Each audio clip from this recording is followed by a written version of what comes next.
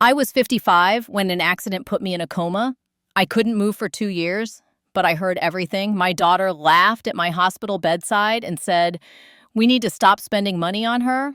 The Tesla will last longer." They never knew I heard every word. My name is Eleanor Price. I was a teacher for 30 years, a wife for 33, and I have been a grandmother for long enough to know what love looks like and what it does not. When I'm steady, I bake. When I'm scared, I clean. When I need clarity, I write. I walk a little slower, but my mind is quick and careful. I'm not cruel. I'm not loud. I'm stubborn. Age didn't sand that down. I believed my daughter loved me the way I had loved my mother. I believed family would hold when the world shook. Then the world shook, and I learned who I was to them. What follows is the truth of it, in the plain words I use at my kitchen table. Hearing her compare me to a Tesla hurt, she sounded cheerful, like it was a joke. I lay still under the warm blanket they tucked around me. I could not lift a finger, but I caught every word. The room smelled like antiseptic and old coffee. The oxygen hissed. Time crawled. A nurse's shoes squeaked on the tile. Someone adjusted my pillow. I was there, even when they chose to see a body and not a mother. "Payments keep piling up," my daughter's husband said. He talked like it was his money. "If we sell some of her things, it helps everyone." I counted the pause after that. Pauses tell the truth. It tells you who people are. My daughter leaned in close. I felt her hair brush my cheek when she hugged me. "Mom, you're strong," she said in a different voice then, a sweeter one for the nurse to hear. "We're all here for you." And then the two of them walked out, and their shoes were light, like they had left a gym. It is a strange thing to be alive and treated like a bill. I swallowed the anger and kept the record. I kept score. I thought of my husband's hands on a Saturday, sanding cedar for the chest he built me before our first Christmas. He had been gone 3 years by then. I had kept the chest full of small things that mattered: my mother's ring, letters, a postcard from Paris when we were still young enough to laugh for hours over bad coffee in a lobby. "Her insurance will only cover so much," my daughter said another day. "We have to be practical." She was talking to someone on the phone. She spoke about me like I was a car with a failing engine. I remember the dry sponge on my lips, the way my tongue stuck to the roof of my mouth. I remember the sharp, lemon-clean smell the volunteers sprayed on the tray. I remember the sound of rain on the window and the way my own breath made a tiny whistle through the tube. I remembered everything. I counted days by the shift changes. I marked names: the night nurse who sang under her breath, the orderly who whispered, "You're still in there, aren't you? Aren't you?" I held on to that like a rope. I promised myself I would not forget. If this was how they felt when they thought I was gone, then I needed to live long enough to do something with the truth. I could not move. I could not speak. But I had ears. I had memory. I had time. They thought silence meant I was not there. They were wrong. I was there and I was listening. I set their words down in my mind, neat as receipts. And when the door clicked shut and the lights dimmed, I told myself one thing, simple and firm: I will use this. When I woke, I kept my mouth shut and my eyes steady. Let them think I was slow, quiet as cover. Therapy was plain work: bars, steps, a chair. "We build," the therapist said. He did not chatter. I like that. My hands shook on the rail, a warm towel on my knee, soap in the air. I stood because standing was a choice. It hurt. Good. Pain meant the line was still connected. My daughter came with flowers that smelled like a hotel lobby. She sat where the light was best, took a picture of herself. "You look good," she said. Her smile stayed on the surface. "We've been handling everything." I nodded and kept my face kind. "Thank you for coming," I said. I wanted to see if softness lived anywhere in her eyes. I did not find it. Maybe I did not want to find it now. That thought scared me and steadied me at the same time. She did not ask about what I remembered. She did not tell me anything I needed to know. "We'll be back," she said. I watched her leave without looking at me again. The door clicked. The room was mine. I took a breath and stacked my thoughts. Play slow, smile, nod, watch. The therapist adjusted the brace. "That's enough for today." His hands were rough. He worked. I respect that. "You did well," he said. I thought of the other work I had done in silence, 2 years listening, every word like a receipt lined up in my head. Thank you, I said. That is another thing I have learned. Keep the good people close, even if the help is small. Small help is still real. In the evenings, the hall smelled like bleach and soup. I learned the rhythm. Shift change meant noise. After 9 meant quiet. I practiced walking to the sink and back. I practiced a friendly face. I practiced not asking questions yet. Questions warn people. Silence lets them show you who they are. My daughter texted, "I'll meet you at the house later." Not, "I'll pick you up." Later used to mean after work, after errands, after life. Now it meant after me. I put the phone down. I felt the old habit rise up. Explain, soften, make it easy. I pressed it back down. That habit had cost me, and I could not pay anymore. Discharge day was bright and cold. The lobby smelled like coffee and floor wax. The doors opened. Cold air hit my face. I stood a moment and watched the street. I thought of my husband's hands on cedar, the way he measured twice and then cut once. He measured twice. He got results. I believed in him. I still do. I had choices. I did not need speeches. I needed a list in my head and a steady pace. See the house, touch the drawers, count what is there, count what is not, say nothing until I'm sure. Outside, a car idled. Not mine, not her. Good. No performance, no witnesses. I stepped out and pulled my coat tight. My legs held. My voice could wait.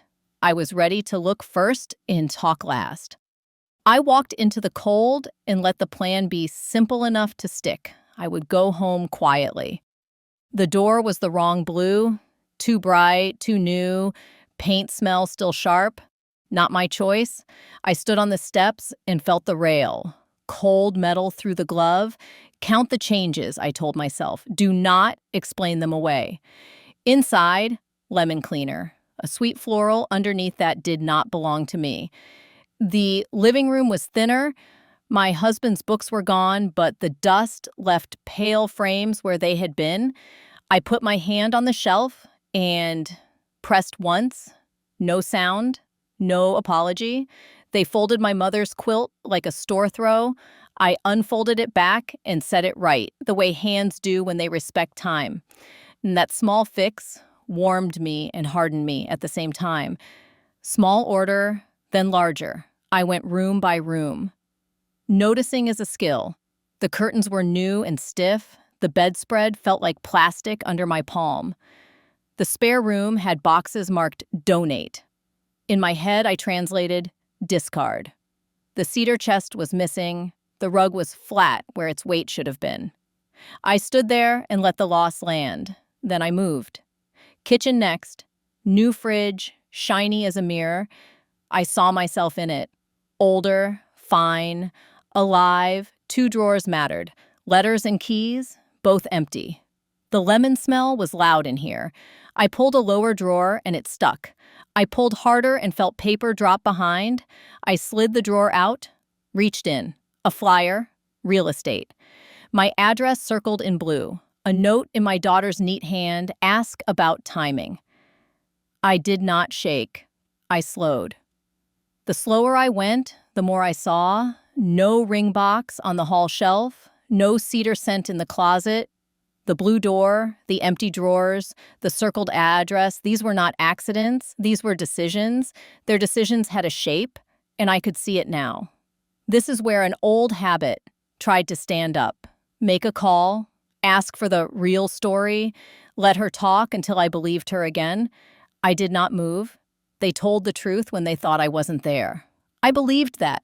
I made tea, not for comfort, for time. The kettle hissed, steam rose. I watched the small yard in the cold light. I do not need much to live well. I need respect. I need truth. Neither was in this room yet. I made a plan. No fights, no scenes. First, I would gather facts. Where is the chest? Where are the letters? Where are the keys? Who has them? I would look where people forget to lie. In pockets, in drawers, in old envelopes, in the places where paper catches and hides. Then I would decide who to speak to and when. The order mattered. Quiet first, then pressure. I folded the flyer and put it in my coat pocket. I checked the front lock twice. It turned smooth, not the old stiff turn I knew. Another change. I touched the wood around the bolt. New paint there too. They had moved in the space where I had slept. I stood in the kitchen and turned anger into work. I do not need to be loud to be strong. I need to be exact. I ran a finger along the drawer edge and slid it shut. My body still asked for rest. I meant to plan more. I slipped under instead. In the dream, I was back in the hospital. The beeps were slow. My mouth was dry and would not open. The oxygen hissed, kind and cruel. I heard my daughter laugh and say, "The Tesla will last longer." And the words came like a weight on my chest. I could not lift a finger. I could not swallow. I thought, I am here. I am here. No one answered. Then another sound cut through. I heard the old sanding sound. My husband's sound. He did not speak. He never had to, not when the truth was laid out. Sand, check, wipe, measure twice, cut once. The beeps grew faster, the room tilted, my heart ran. A voice in me said, "One life. Set the line, hold it." The laugh came again, bright and empty, and I felt terror open cold in my ribs. I could not move. I could only choose. I woke with a small gasp and my hand tight around the arm of the chair. I thought, simple and firm, tomorrow I start. I might forgive my daughter, but I won't ignore her plans. Soon she would pay for her decisions. But before we continue, please subscribe to the channel and write in the comments what time it is where you are now. Morning came thin and bright. I made toast and did not taste it. I sat at the kitchen table where the lemon smell clung and held the phone like it was a small tool. I called the bank and asked simple things. Balances, mail address, recent changes. The woman was polite in the way people are when there is a wall in front of them. "We show updated paperwork on file," she said. "Your daughter has been very helpful." Has she? I wrote the time and her name on an envelope. My hand was steady. "Please send me copies of everything you've mailed out. To my home, in my name." There was a pause. Paper shuffled somewhere I could not see. "I'll note your request." "That will do," I said. I kept my voice calm. Calm makes people answer the next call too. I put the phone face down and stared at the blue door. I thought of my husband measuring cedar and not saying a thing until he knew a thing. I would do the same. My daughter came at noon with soup in a plastic container. Chicken and rice, it smelled fine and thin. She did not take off her coat. "You didn't wait for me yesterday," she said, like I had insulted a plan we never made. "I got home," I said. "Thank you for the soup." Her eyes moved fast. They didn't land. "We did a lot of work while you were away," she said. "It's fresher." Lighter. She smoothed a hand over the new curtains. "Doesn't it feel good?" "It feels different." She smiled at the word and missed the truth under it. "We should keep going," she said. "You don't need all this old stuff dragging you down." She tapped the shelf where my husband's books should have been. "It's time to simplify." "Where is my cedar chest?" I kept my tone plain. "In storage," she said quickly. It had a mildew smell. "We took care of it." "Where?" "We handled it," she said brisk. "Don't worry about a box." It was not a box. She knew that. I watched her take a breath and choose not to say more. She reached for my mail like it already belonged to her. I slid it away. "Leave my letters." She laughed a little. "Mom, we're just keeping things moving." "You don't have to carry everything alone anymore." Her hand was already in her tote. A blue corner showed at the top, the same blue as the folder I used to keep my husband's letters. I did not reach for it. I didn't need a scene. Not yet. Her phone chimed. She glanced at it and flipped it face down. I saw enough. The banner read, "Staging consult, confirm," and showed my address under it. "What was that?" I said. "Nothing," she said. "A calendar mix-up." My tongue went dry. Funny how anger takes the spit right out of your mouth. I stood and poured 2 glasses of water. The tap ran cold, hard. I set one in front of her and watched her not drink it. We're all trying to help you, she said, softening her voice like a blanket over a stain. But sometimes you push back just to push back. We had to make hard calls while you were sick. You told me I was expensive, I said. You told me a car would last longer than I would. She blinked. You must have misheard something in there. I heard you, I said. I let the words sit between us. She smiled too fast and looked away. I'll come by tomorrow, she said, scooping up her tote, mail or not. We can sort more things. We won't, I said. She stopped in the doorway. Her keys jingled. I knew the shape of my old garage key by sound. It was brass with a notch at the top. I heard it in that bunch. Don't be difficult, Mom, she said. Let's be practical. I walked her to the blue door and opened it. Cold air slid in. Practical is coming back when I ask you to, I said. She smiled the public smile again.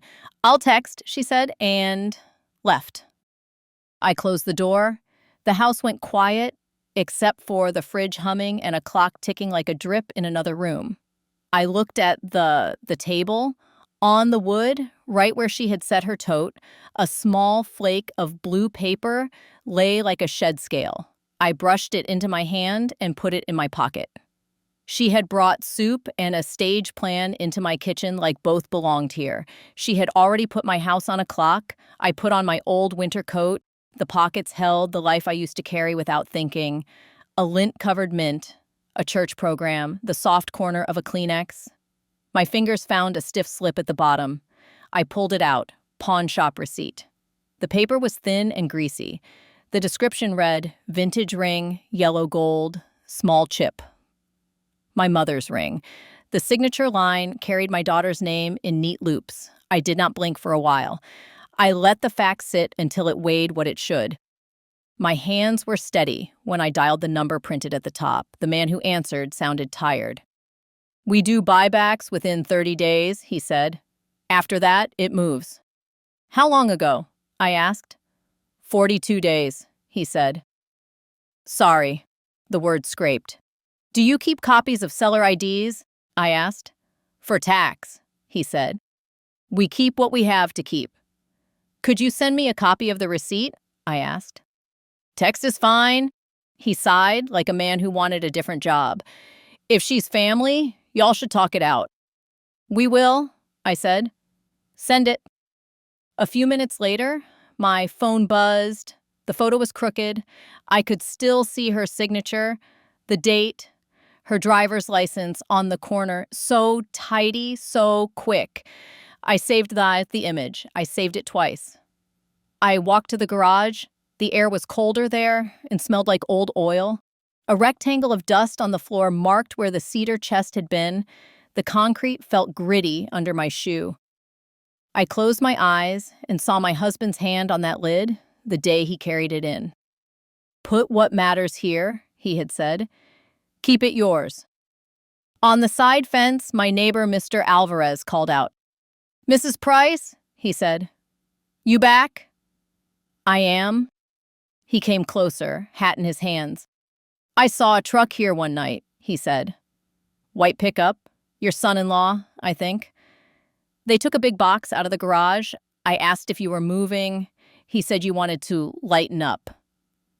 I appreciate you telling me, I said. Did you see anything else?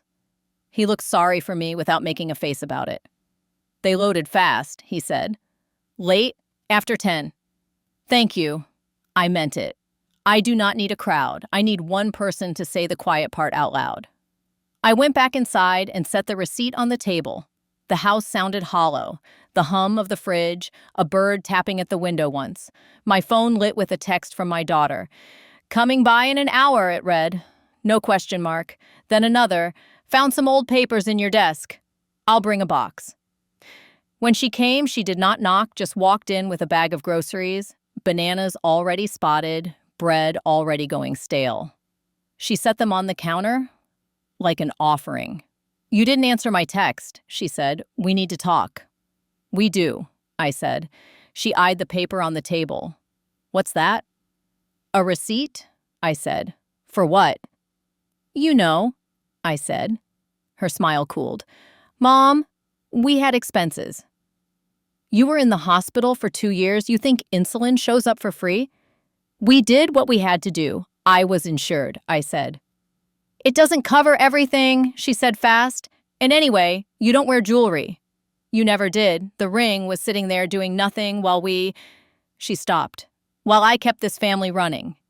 You chose a car over your mother, I said. You said it yourself. You sound confused, she said. Her voice went doctor slow. Maybe you're not ready for decisions. Maybe you need support. Real support. There it was. I watched it slide onto the table like a cold plate. I felt the old fear rise, being made small again, unable to move. A voice at my bed, deciding what my life was worth. I let the fear rise and pass. I did not push it away. I just stood and watched it move through me and leave. You will leave my mail where it is, I said. You will not bring strangers into my house. You will bring me my keys? She picked up the grocery bag like a shield. You're being dramatic, she said. I came to help. I came to make you lunch. I have lunch, I said. I have eyes. I have receipts. She flinched at that word. Quick, and small, she put the bag down too hard. Apples rolled, thumped against the cabinet, and stopped. She looked at me, and for a blink, the false smile dropped. I saw the flat place under it. Then it was back. We'll talk later, she said. When you calm down. She kissed the air near my cheek and walked out. The door shut. My phone buzzed. A new text from the pawn shop. Sent seller copy. The attached image showed her signature again. Clear. Sharp. I saved it. The ground under me felt firm. The next morning, I went to the library. The computers hummed. I took a corner desk and set up a new email and a new number that rang in my pocket and nowhere else. I wrote both on a small card in neat print. I opened a blank document. I put my days in order. Hospital, home, blue door, flyer, receipt, times, names, straight lines, help the mind. A voicemail waited. My daughter's voice was soft and careful. She talked about assessments and support. She said she could step in before I made a mess. It sounded like care. It felt like a hand closing. I listened again. The sweetness had turned sour in a few days. Soup and flowers on Monday, a lockbox on Thursday. Friendly became managing. Managing became circling. That speed upset me most. It meant this had been ready. I called the realtor on the flyer. I kept my voice plain. No, there would be no walkthrough. No, she did not have my permission for anything. She agreed too fast. People know when they are wrong. I printed the pawn shop image and the flyer. I liked the weight of paper in my hand. It steadied me. I walked to the diner on Maple. Coffee tasted like coffee. The cup was warm and thick. Outside, a mother tied a scarf on a boy. My throat tightened and eased. I am allowed grief?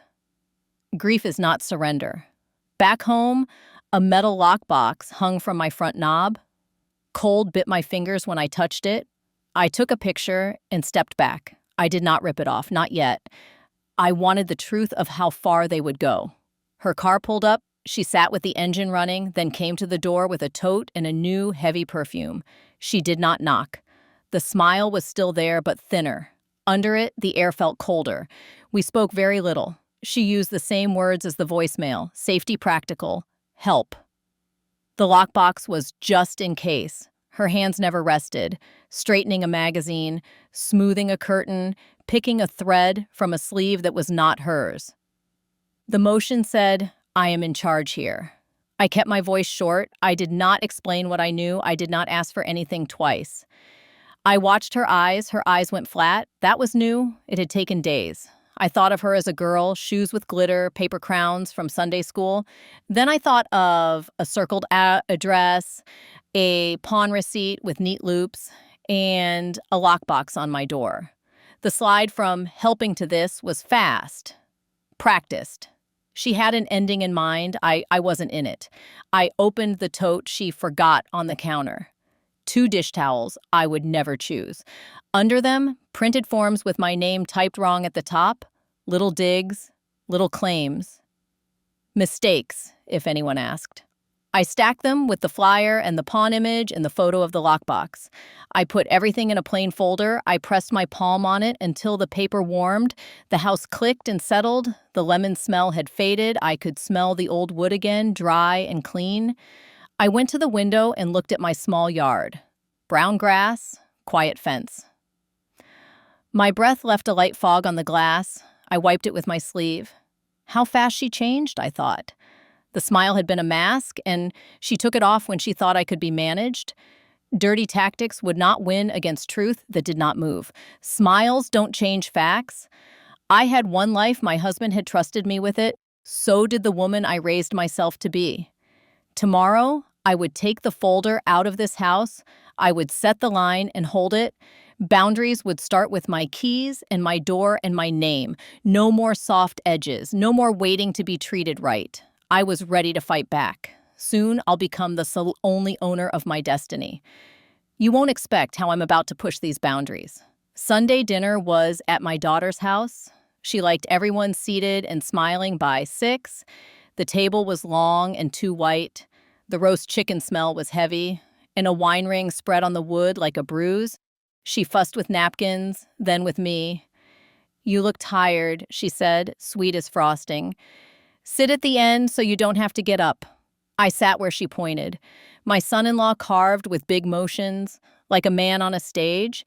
He did not look at me, he spoke to the room. "It's been a hard year," he said. "We're all pitching in." "I brought my own fork," I said. "I can pitch." They smiled at each other, quick. The grandchildren glanced down at their plates. No one reached for bread until she nodded. It was a show. I let it run. I waited until the plates found their rhythm. Then I lifted my water and asked one plain thing. "Bring me my garage key." Her knife clicked on her plate. She set it down. "Mom, we've been over this." "We have not," I said. "Bring me my garage key." She kept her face bright for the kids. "We'll sort all that later," she said. "Let's enjoy dinner." "My garage key," I said again. Soft, clear. I did not blink. Silence sat down with us. My son-in-law poured himself more wine he did not need. He did not offer it to me. "You were expensive, Mother," he said, and smiled like it was a joke we were all good enough to get. "I was alive," I said. The room tilted toward me then. Chairs shifted, forks paused. I let the words land and stay. She reached for a roll and tore it in neat halves. "No one is taking anything from you," she said. "We're protecting you from stress." "That is love." "Love returns keys," I said.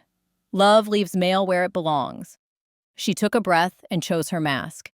"You're confused," she said lightly. "And that's all right. We will take care of the adult things." Adult things? A small slice meant to cut? I held it up to the light and let everyone see the blade. "I'm asking for what is mine," I said. "My keys, my chest, my letters."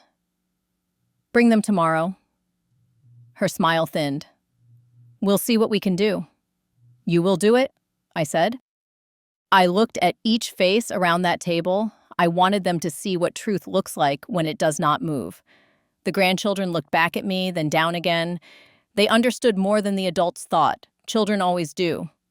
Dinner went cold. I set my napkin down. I did not say please. I was done asking nicely for the return of my own life. "Thank you for dinner," I said, and stood. "Mom," she said, soft warning in it now. "Tomorrow," I said. "Bring me my key." I walked out under their careful eyes. In the hall, I heard my son-in-law murmur, "We need to get ahead of this." The host's voice again, the manager voice, the voice that only knows control. I stepped into the night. The air was cold and clean. I let it fill my chest. I pictured my garage, the empty mark where the chest had sat, and a brass key with a notch at the top. I felt how simple this needed to be. Time to change the locks. Monday, I went to the recorder's office. Fluorescent lights hummed. The air tasted like paper. Behind the glass, a young clerk looked past me first, then at me. I slid my address across the counter. "Recent filings," I said. "Anything with my name on it." She typed. The screen threw blue light on her face. We can print what's public, she said, formal and bored. There was activity. Print it, I said. Pages slid warm from the machine. The paper edges were sharp. I held them by the corners and did not rush. A deed draft with my address at the top. A quitclaim form with blanks waiting. My name sat there next to a line that was not mine. The loops were wrong, the crossing too high, the rhythm was off. You know your own hand the way you know your own walk. Another set, I said. She printed again. I took both. The stamp thumped, and the ink shone wet before it dried. In the margin of one page, a neat note in a tidy hand. Confirm timing. Timing, staging, walkthrough, the same words, the same shape. They were building a story and hoping the paper would keep it standing. Do you need anything else? The clerk asked. Her voice was kinder now. She had watched my face as I read. Not today, I said. Thank you for printing. She slid a small business card under the glass. If you have questions, she said, not quite meeting my eyes. The card read, Document Examiner. 2 words, 1 number, plain. I put the papers and the card into my folder and pressed my hand flat on it. The cool lifted my heat. I watched the door as I walked out, like someone might try to take the pages before the sunlight could touch them. Outside, the wind bit my cheeks and smelled like wet leaves. My phone buzzed in my pocket. A text from my daughter. Dropping by later? Found more of your old mail. A heart emoji sat at the end like a sticker over a crack. I stood still until the buzz of the lights inside faded from my ears. Then I sat on a low wall and read the pages again in the open air. My name looked back at me from a line it had not touched. My chest tightened and then the grip let go. I do not like being erased on paper or in rooms. Both count. I took my pen and wrote on the top sheet, small and neat, not my hand. I called the number on the card. A calm voice answered. I said my name. I said I had pages that did not look right. I did not tell the story. Not yet.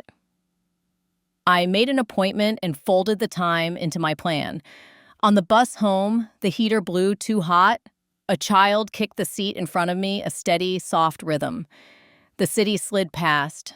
Brick, light, the blue of far distance. I tucked the printed pages deeper in my bag. A man sleeping across the aisle snored once and then went quiet. I watched the corners round by the window and thought about how easy it is to move a line if no one is watching. I would be watching now.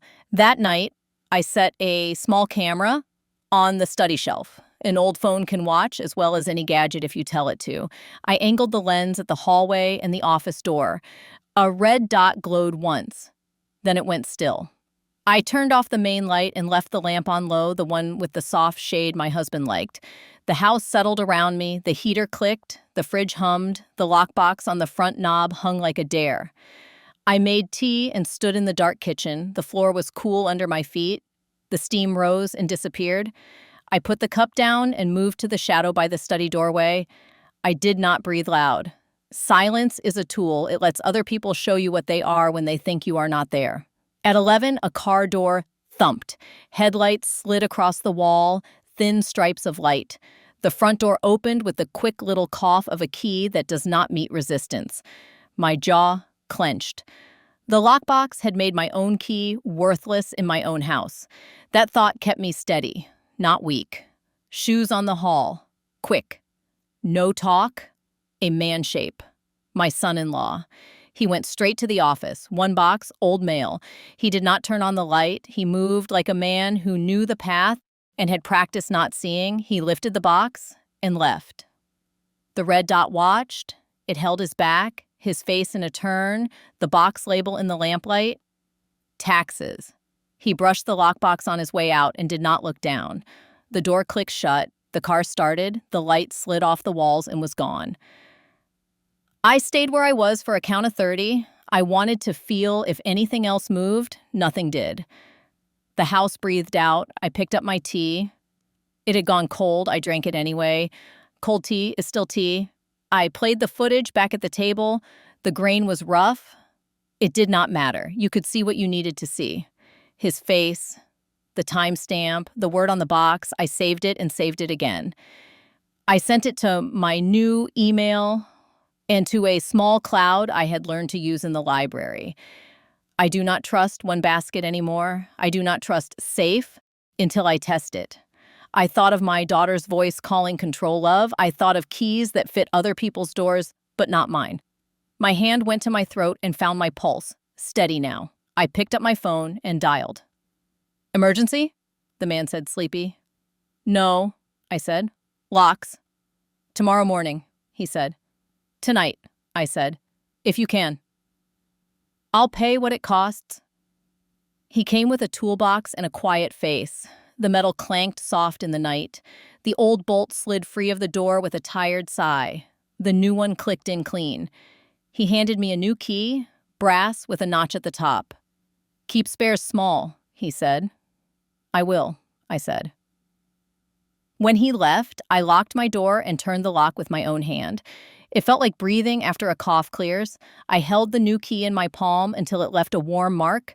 Then I put it under my pillow like a child with a tooth. I slept with the red dot still watching. In the morning, I took the folder to a small office above a bakery. The stairs smelled like sugar and heat. A bell chimed when I opened the door. A man stood, shook my hand, and offered me a chair. No small talk. I liked him for that. I laid out the flyer, the pawn receipt, the printed pages, the photo of the lockbox, and a still from the night video. I kept my sentences short. I did not tell the coma story. Not yet, I told the now. He listened the way I needed someone to listen. He did not interrupt. His pen stayed still. When I finished, he drew a small square on his pad. You have enough, he said. You also have what matters. You are steady. Keep being steady. I plan to, I said. My throat tightened. I coughed it loose. He pointed at the page with my wrong name. This needs review, he said. A document examiner will say it plain. Get me that. Keep your copies. Do not argue with them. Do not warn them. Let them show you who they are. That part is easy, I said. He slid a short list to me. It was not law. It was common sense written down. Keep everything, speak little, lock doors, no more shared keys, no more surprise visits, invite no one in you would not trust with your checkbook. I can do that, I said. Good, he said. When you are ready, we will ask them to sit at your table and bring the keys and anything they took. We will bring a notary, maybe a detective. Calm room, straight questions, no raised voices. The thought of my kitchen being used for anything honest again settled my stomach. I had been standing on a boat for weeks. This felt like a dock. He looked at me. They will say you are confused, he said. You will not be. No, I said. I will not. We chose a day. Not far, not close enough for them to feel it coming when they passed a mirror. He printed the date and slid it to me. The paper felt rough from the heat in the room. On my way out, the woman at the bakery handed me a small bag. Samples, she said. Overbaked, but still good. At home, I put the bag on the counter. I opened the window over the sink. Cold air came in and took the lemon smell away. I set 2 chairs at my kitchen table. Not 3, not 4, 2. I put the folder where a centerpiece would go. My phone buzzed on the counter. A new text from my daughter. We'll stop by tonight, it read. We have ideas. No period. I put the phone face down and slid the bolt on my new lock. The click sounded clean. I sat in my chair and poured myself tea. The cup warmed my hands. The house held still the way a held breath holds before you speak. I looked at the 2 chairs. I saw who would sit in them soon. I saw what would be said. I tasted the truth of it like salt. I let the quiet fill the room and stay. The retribution day was near. The examiner called in the morning. His voice was steady. It isn't your hand, he said. Not even close. I sat at my kitchen table and looked at the blue door, and thank you, I said. I wrote the time down. I liked seeing truth in ink. He sent a short note. Plain words, he would sign it in person if needed. I printed the note and slid it into the folder. The paper felt cool and clean. I pressed my palm on it until it warmed. The phone rang again. The bank, a woman I had not heard before. Calm, careful. We received your request for copies, she said. We're updating contact preferences to you only. To me, I said. That is right. She paused. You may receive calls from people who dislike that. I already have, I said. I hung up and stared at the table. The house was quiet. The fridge hummed. The heater clicked on and off. The air smelled like toast and a little like lemon from last week, faint now. I opened the window an inch and let cold air slide in. It cleared my head. My phone buzzed. A text from my daughter. What are you doing with the bank? No question mark. The tone I knew. She used it on waiters and clerks. I put the phone face down and made tea. The steam lifted, then vanished. The doorbell rang once. I looked through the peephole. Mr. Alvarez stood on the porch, hat in his hands. I opened the door. I saw a man by your driveway last night, he said. Your son-in-law. He tried the side gate. It's locked now. It is, I said. Thank you. He nodded and looked past me at the table. You need anything, you knock, he said. My Rita works nights. I'm up, I will, I said. When he left, I sat again. I pulled the folder close and checked the order of the pages. Pawn receipt, lockbox photo, night video still, examiner note, realtor flyer. The line was straight. My breathing eased. The phone buzzed once more, and another text. We're coming by, hey? My daughter wrote. We'll set things straight. I looked at the words until they meant nothing. I thought of my husband's shop, warm wood, cool metal, his quiet hands. He never raised his voice to make truth louder. He just kept working until the thing was square. I made one more call. Are you still willing to sit at my table? I asked the calm man above the bakery. Yes, he said. I'll bring someone to witness the signatures. In a uniform, if you like the room to stay honest. I like honest rooms, I said. Then tomorrow, he said. I stood at the sink. The porcelain felt cold under my fingertips. The house smelled like tea and the faint rubber scent from the new lock. I dried my hands on my apron and folded it in half. Tomorrow they would sit in my kitchen. Tomorrow I would ask in front of other eyes, keys, chest, letters, no speeches. The phone lit again and again on the counter. I let it. I watched the light blink and die. Then I turned the phone over, powered it down, and let the house fall back into stillness. I met my granddaughter at the park that afternoon. She had texted from a school phone. Can I see you? She wrote. Just us. I chose the bench by the big elm. The metal was cold through my coat. The air had that clean bite November keeps. She came quick, backpack bouncing. Her hair was up in a messy knot. She hugged me hard and then sat with her hands jammed under her thighs, like she needed to hold herself still. Grandma, she said, did Mom take your ring? Yes, I said. She did. Her face changed. It was like when a child hears thunder for the first time and realizes it is louder than they thought. She looked at the ground. I'm sorry, she said. I heard her talk about your chest, too. She said you were old and sentimental. She laughed. I didn't like it. I do not like it either, I said. You didn't do it. She looked up at me. Her eyes were wet but not messy. She keeps saying it's love, she said. It doesn't feel like love. Love does not need a lockbox on someone else's door, I said. Love does not take keys and call it care. The wind pushed a dry leaf along the path like a small boat. The swings creaked, even with no one on them. I smelled damp earth and the sharp scent of the rubber mulch. She took a breath like she was going to jump into cold water. If someone asked me, she said, I would tell them I saw Dad take a box at night. I was in the car. He said it was trash. It said taxes on it. I can say the time she looked scared, also steady. You are a child, I said. You do not have to stand in the middle. I know, she said, but I don't want to feel like I'm lying. You are not, I said. You are telling me now. That is enough for today. She nodded and leaned her head on my shoulder for a minute. Her hair smelled like cheap shampoo and winter air. She was still my girl. She was not the mask her mother wore. I love my mother, she blurted. I love you. I don't know how to love both when she's like this. You do it by telling the truth on the day you can, I said. You do it by not being cruel. The rest is not your job. She wiped her face with her sleeve. Are you going to be okay? She asked. I will, I said. I have help. I have patience. I have a good memory. And she smiled a little at that. Yeah, she said. Yes, you remember everything. I do, I said. Tell your brothers I love them. Tell them to put hats on. She laughed then, a real sound. She stood and hugged me again. Her coat was scratchy. I've got to get back, she said. There's a quiz. Go, I said. Do well.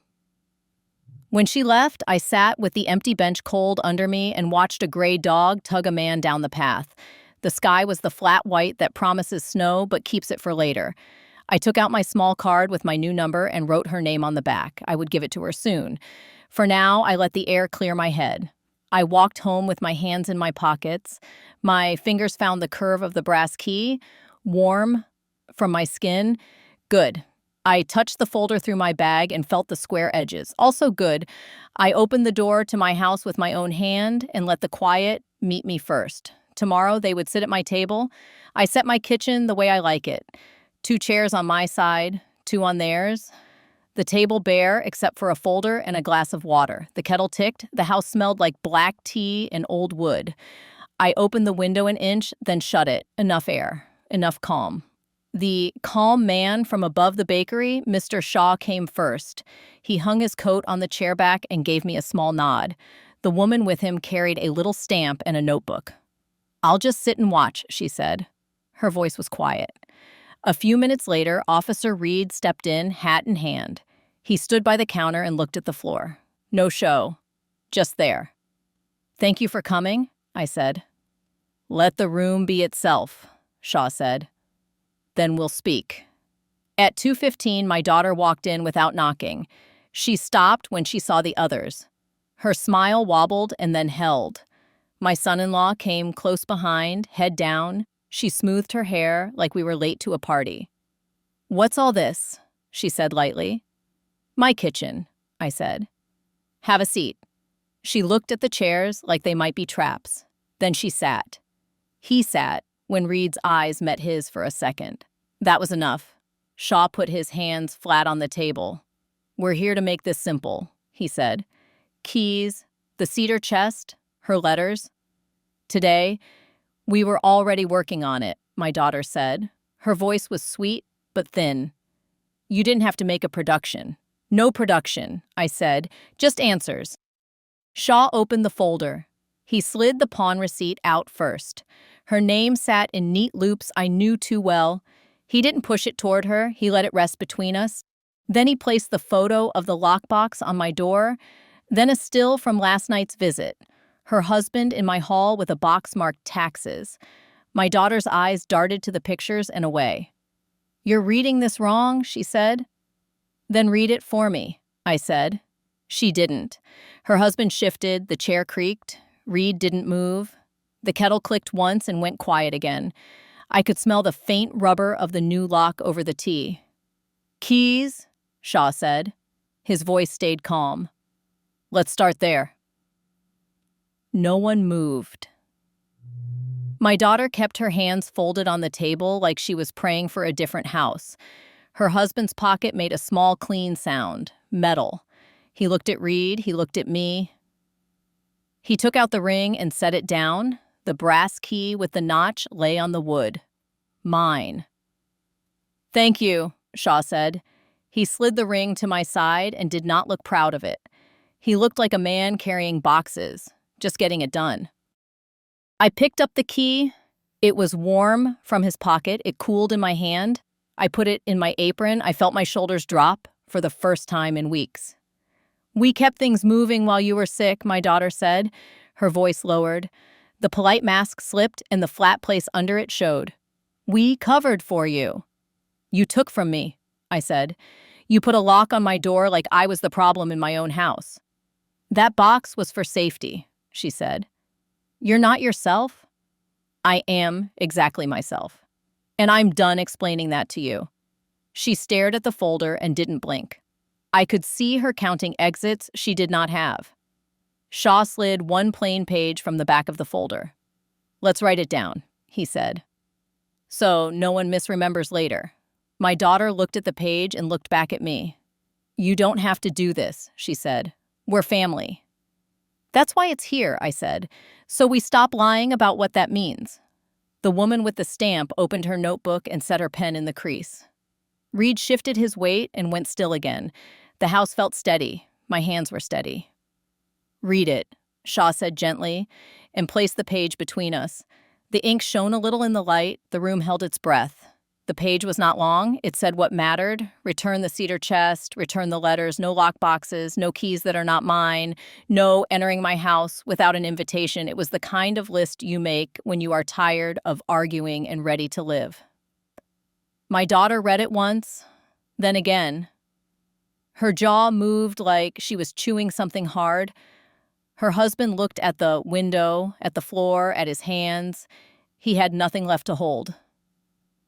"This is cruel," she said finally, quiet, like a secret she wanted me to keep. "No," I said, "this is clear." She glanced at Officer Reed. He met her eyes and did not look away. Nothing harsh in it, just steady. The kettle ticked on the stove, a little steam lifted and thinned. The house smelled like tea and the faint cedar that still lived in the air from a life that had been right. "Sign," her husband muttered. Not loud, like he wanted to get off a boat that was taking on water. She didn't move. She looked at me. For a second, I saw the girl who used to come home with glitter on her shoes and draw a crooked heart and write MOM in the middle. It hurt to look at her. It also did not change what had to be done. "Love returns what it took," I said. "Love knocks. Love doesn't need a lock on someone else's door." Her eyes filled and did not spill. She picked up the pen. Her hand shook once. She used her other hand to steady it. She signed her name. The same neat loops I had seen on a pawn receipt and on birthday cards. The witness leaned forward and wrote a line in her book. The stamp came down soft, a small, wet thump. I felt it in my chest like a lid closing. Shaw slid a copy toward her. "Today," he said. "By 5. He kept his voice kind. "Don't make this harder than you already have." She stood. The chair legs scraped the floor and stopped. "You'll be sorry," she said. No sugar left in it. "I already was," I said. "Now I'm done." She looked at Reed again, like he would pick a side. He didn't. "Call us if you need a hand carrying," he said. That was all. They left without slamming the door. The quiet that came after surprised me. It felt like a held breath finally let out. Shaw gathered the papers. The witness capped her pen. We did not say much. We didn't need to. "Call me if they don't come," Shaw said. "We'll make it louder." "I think they'll come," I said. I could feel it in my bones the way you feel a storm break. The house shifted back into itself after they were gone. The lemon ghost was gone now. The old wood smell came back. I made a fresh cup of tea and stood by the counter, both hands around the heat. My hands stopped shaking. I could hear the small click the new lock makes when it settles after the door closes. I like that sound. At 4:43, a truck pulled up, no doorbell. 2 men carried in the cedar chest and set it in its square of rug like it had gone out for air and come home. The lid was dusty. The wood was cool. The smell of cedar rose up clean and familiar. An envelope slid through the mail slot. Inside were my letters, some edges bent, some soft from years. I counted them, all there. I ran my hand along the lid. The hinge creaked the way it always had. It sounded like a friend clearing her throat before she speaks. I put the letters in the chest and closed it. The room felt right for a breath. Then the ache came. It passed. What mattered stayed. On the table, the copy of what she signed lay in a square of late light. The paper didn't look like much. It didn't have to. I pressed it flat with my palm. My hand left a faint heat print, and then it faded. The words did not. The line was finally set. Only one last action remained. The courthouse was cold and smelled like old wood. I sat with my folder on my lap. Mr. Shaw sat beside me, quiet. Inside, the room was bright and plain. A clock ticked. The judge asked for names. I said mine without shaking. I slid the folder forward. He read. He did not take long. He did not need a speech. The papers said what they needed to say. He looked up and said enough. My house was my house. No more boxes on my door. No more slipping in at night. If I wanted company, I would ask. If I didn't, they would stay away. Anything that looked like my name but wasn't my hand did not count. It took only 2 minutes. My daughter started to talk fast. He raised a hand and asked one plain question. Do you understand? She said yes. Small voice. That was it. Out in the hall, she stepped close. Her perfume was too sweet. You didn't have to humiliate me, she said. I didn't, I said. I kept my house. You'll want help again, she said. I won't, I said. She blinked and turned away. Her husband stared at the floor and followed. Officer Reed passed by and nodded once. Mr. Shaw closed the folder and handed it back to me. Done, he said. The wind outside took the courthouse smell off my coat. We walked 1 block to the bank. Practical things matter more than long speeches. The lobby smelled like weak coffee. The manager showed me into a small glass room. I set my new number on the desk. I set 1 page from the folder beside it. Everything comes to me, I said. No extras, no surprises. She typed and nodded. All set, she said. To you only. I signed my own name. The pen scratched. I liked the sound. She slid the copy back and smiled the way some people smile when a knot finally comes loose. We shook hands. That was all. On the sidewalk, my breath fogged and cleared. The brass key sat warm in my pocket. I passed a boy on a scooter, laughing for no reason. Good. Laughter should belong to people who aren't taking anything. And at the blue door, I put the key in and turned it. The bolt clicked clean. My house smelled like tea and old wood. I put the folder on the table and rested my hand on the cedar chest. Cool. Solid. Here. My phone buzzed once. A number I didn't know wrote, "We need to talk." I set the phone face down. I slid the chain across the door. The small metal sound felt like a period. I made tea. I stood at the sink and watched the steam lift and fade. The room was quiet, not empty. That mattered. The line I drew in my own kitchen had reached the street and held. It had touched a judge, a door, and a desk at the bank. It had touched me most of all. I opened the chest and looked at my letters, then closed it again. I didn't need to read them to know what they said. Live with a straight back, keep your word, protect what's yours, without being cruel. I could almost hear my husband sanding cedar in the garage, steady and patient. He did not argue with boards. He measured them. He cut once. I locked the door and sat at the table. The clock ticked. The house breathed. I felt the brass key in my pocket and the smooth wood under my palm. Simple things, true things, enough. The house learned me again. Morning light on the tile, kettle ticking once before the whistle. The old wood smell came back after the lemon ghost left for good. I moved through the rooms without bracing. My shoulders dropped on their own. I kept the brass key on its hook by the door, 1 spare in the dish. That was enough. When I touched the cedar chest, the lid felt cool and sure. I did not open it every day. I did not have to. Knowing my letters were safe inside was its own kind of breathing. My daughter tested the line a few times. A short letter with soft words and sharp edges. A car idling across the street at dusk. A neighbor just checking in who brought up my blue door as if by accident. Each time I did the same thing.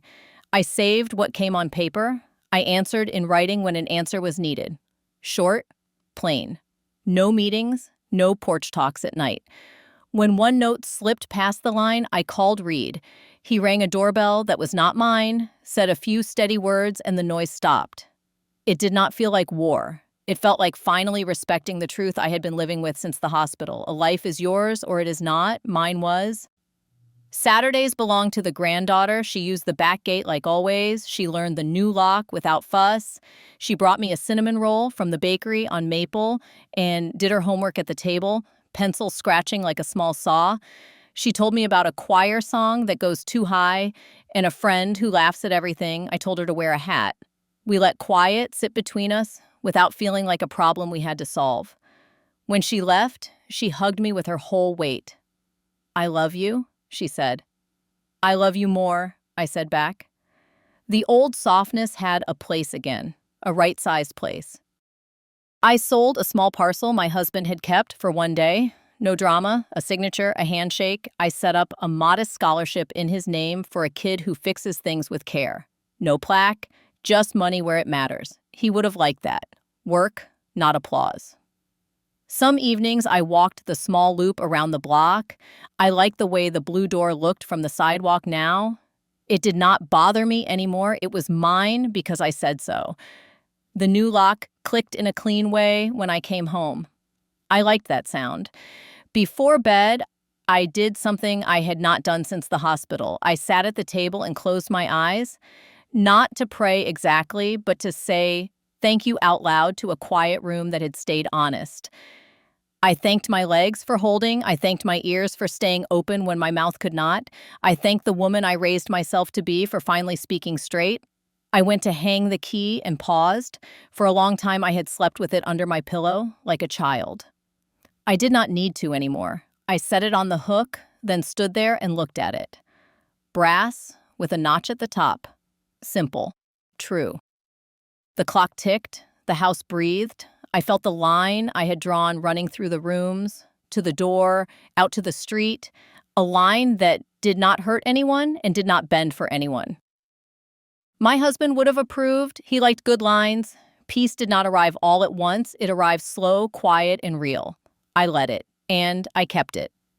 If someone you loved crossed that line, would you be brave enough to draw it again, or would you let them step over just to keep the peace? Please share your opinion in the comments. My grandma told me this story. I have many more stories. Subscribe so you don't miss the most interesting things.